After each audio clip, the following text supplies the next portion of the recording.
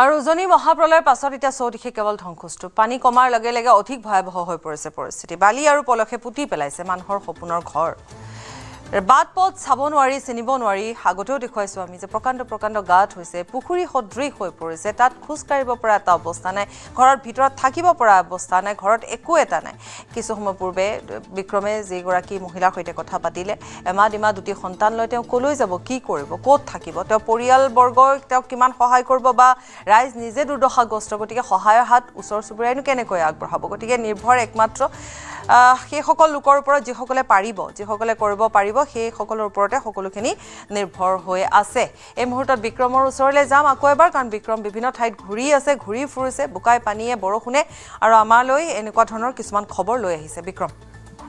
বিধ্বস্ত নেপালী খুঁটিত এগৰাকী অসহায় যুৱতীক লগ পাইছোঁ সেই যুৱতীগৰাকীয়ে দশম শ্ৰেণীত অধ্যয়ন কৰি আছে আৰু সেই যুৱতীগৰাকীৰ এতিয়া একো নাই সিহঁতৰ ঘৰখন সম্পূৰ্ণৰূপে তছনছ হৈ গ'ল ঘৰ বুলিবলৈ একো নাই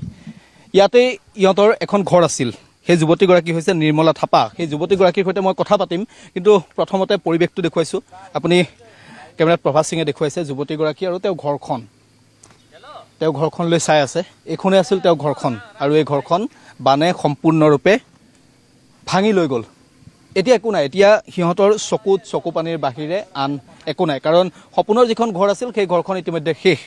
তোলক গৰু ছাগলীও মৰিছে চাগে ছাগলী 16টা মৰিছে আৰু ছাগলী 4টা মৰিছে গৰু 16টা ছাগলী 4টা দুটা গৰু অকল বাচিলে মানে 18টা গৰু আছিল 18টা গৰু বাচিলে কিমান বেদনাদায়ক আপুনি চিন্তা কৰক যে 16টা গৰু আৰু 4টা ছাগলী একে কোবে এই বানত উটি গ'ল ঘৰৰ লগতে সেই গৰু ছাগলীকেইটা উটি গ'ল মাত্ৰ 2টা গৰু বাচি গ'ল সিহঁতৰ দেউতাকে 18টা গৰু পুহিছিল হয়তো গাখীৰ দিছিল চাগে গাখীৰ মালিকক দিছিল জাৰ্চি গৰু হয় জাৰ্চি 18টা জাৰ্চি গৰু 18জনী জাৰ্চি গৰু আছিল আৰু তাৰে 16জনী বানত উটি গ'ল মৰিল এতিয়া একো নাই আৰু সিহঁতৰ তোমালোকৰ ঘৰখন প্ৰথম দিনাই ভাঙিলে প্ৰথম দিনা পানী ভাঙিলে পানী আহিছে এতিয়া তোমালোকৰ ঘৰত কোন কোন আছে মানুহ মই আৰু দেউতা আৰু ভনী বাইটি চব বেয়া হৈ গ'ল মা নাই মোৰ এতিয়া তোমালোকে ক'ত আছা এতিয়া আমি উকুৰিজানত আছো উকুৰিজানত কোন আছে কেনেকৈ ৰাস্তাৰ ওচৰত নহয় এটা ৰুম লৈছে বাইটি তাতে আছে এতিয়া তোমালোকৰ ঘৰটো কোনটো আছিল মোক অলপ দেখুৱাই দিয়চোন এই যিটো পকা ঘৰ যে অলপ ওলাই আছে এতিয়া ঘৰটোতো চব ভাঙি গ'ল এতিয়া ঘৰটোত বস্তু কি আছে কিবা থাকিল নে নাই আছে বস্তুবোৰ ঘৰলৈ যাব পাৰিছা নাই তুমি পাৰিছোঁ যেনে তেনে গৈছোঁ আৰু উঠি মেলি বাহঁতৰ এতিয়া তোমালোকে কি খাই আছা ভাত পানী খাই আছোঁ কষ্ট বহুত হৈছে ন তোমালোকৰ বহুত কষ্ট হৈছে আমি মেৰাবিল নৱজাগৰণ যুৱক সংঘ ওদালগুৰি ডিষ্ট্ৰিক্টৰ পৰা আহিছোঁ আমি এইখিনি এলেকাৰ এয়া হৈছে মানৱীয়তা আমাৰ বাতৰি কৰি থকাৰ মাজতে কেইজনমান ব্যক্তি আহিছে তেওঁলোকে আৰু দুখৰ সময়ত তোমালোকৰ নগণ্য এটা কিবা এটা আৰ্থিক অনুদান আমি আগবঢ়ালোঁ এইটো লৈ লোৱা তোমাৰ মানে এই ঘৰখন বনাবলৈ কিছু হ'লেও সামান্য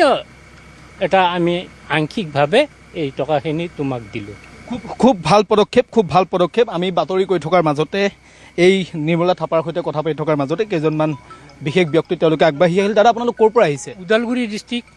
মেৰাবিল নৱজাগৰণ যুৱক সংঘ হয় আপোনালোকে মানে নেপালী খুঁটিত পইচা বিতৰণ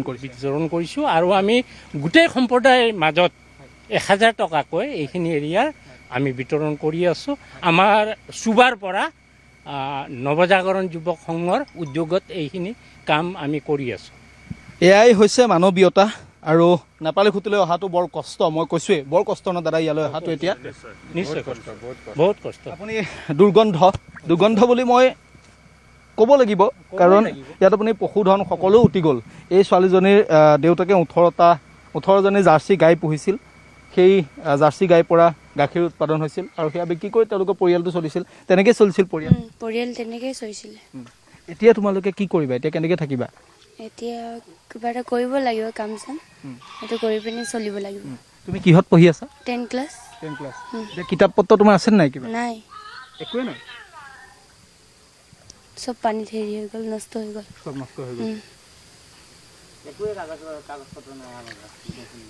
এতিয়া একো নাবাছিল ন মানুহ যেনে তেনে বাচিছোঁ আৰু আমি মানুহ যেনে তেনে বাচি পিনি আমি মানুহক আৰু বচাইছোঁ আৰু যিখিনি মানুহ আমি আছোঁ নহ'লে বাকী একো কাগজ পত্ৰ হওক যি হওক কিবা এটা বচাবলৈ আমাৰ কাগজ পত্ৰ মেইন হয় মানুহ বচাব লাগে মানুহ কেনেকুৱাকৈ বাচি থাকিলে কাগজ পত্ৰ অট'মেটিক চৰকাৰে যেনে হ'লেও বনাই দিব আমাক সেইটো কাৰণে আমি আৰু মানুহ বচাই পিনে মানুহ ইয়াত কিমানজন ঢুকাল এতিয়ালৈকে দাদা এতিয়ালৈকে আমাৰ গাঁৱত আঠজন যদি 8-9জন মান ঢুকাইছে ইয়াত এজন আছে প্ৰথমজন আছে আমাৰ চিনি পোৱা কৃষ্ণ কৰ্মকাৰ হয়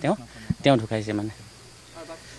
এই অঞ্চলটো গোটেই অঞ্চলটো এক প্ৰকাৰ শেষ মানে নেপালী খুঁটিৰ যিটো পৰিচয় আছিল সেই পৰিচয়টো আপোনালোকৰ এক প্ৰকাৰ শেষ হৈ গৈছে একেবাৰে শেষ হৈ গৈছে ইয়াত মানে গৰু আছিলে মানুহৰ দোকান আছে যিকোনো কাৰোবাৰ ইয়াত ধুনীয়াকৈ চলি আছিলে গোটেইখিনি ধ্বংস একেবাৰে জিৰ' হৈ গ'লোঁ আমি জিৰ'য়ে হৈছোঁ আৰু আমাৰ গাঁৱত মানুহ যিমান আছে এতিয়া বাহিৰৰ পৰা আহি যিমান অনুদান দিছে কিবা সহায় খোৱা বোৱা সেইবিলাকে এতিয়া কৰি আছোঁ আমি মানে কথাটো হৈছে এই নেপালী খুঁটি গাখীৰ উৎপাদনৰ বাবে এটা পৰিচিত নাম আছিল হয়নে উজনি অসমৰ বাবে এটা পৰিচিত নাম আছিল এই বিহুবৰৰ নেপালী খুঁটি এটা পৰিচিত নাম আছিল আৰু এই নেপালী খুঁটিত যিটো বিভীষিকা হ'ল এই বিভীষিকাই মুহূৰ্ততে নেপালী খুঁটিখন সম্পূৰ্ণৰূপে শেষ কৰি থৈ গ'ল আৰু এই মানুহবোৰক এতিয়া নেপালী খুঁটিৰ পৰা এই নিৰ্মলা থাপাহঁতৰ পৰিয়ালটোক এতিয়া এই পৰিস্থিতিৰ পৰা ৰিকভাৰ হ'বলৈ বাবে উদ্ধাৰ হ'বলৈ বাবে প্ৰায় 15 পৰা 20 বছৰ সময় লাগিব কাৰণ তেওঁলোকে চিন্তা কৰিব লাগিব যে তেওঁলোকে অনাগত সময়ত তেওঁলোকে কি কৰিব তেওঁলোকৰ কৰ্মসংস্থাপনটো তেওঁলোকৰ কি হ'ব তেওঁলোকে ইয়াত হয়তো দোকানো দিব নোৱাৰিব তেওঁলোকে গৰু ছাগলী পুহিবলৈ তেওঁলোকে চিন্তা কৰিব লাগিব গতিকে এয়াই হৈছে এই মুহূৰ্তত নেপালী খুঁটিৰ পৰিস্থিতি এক প্ৰকাৰ ধ্বংসস্তূপ এতিয়া নেপালী খুঁটিত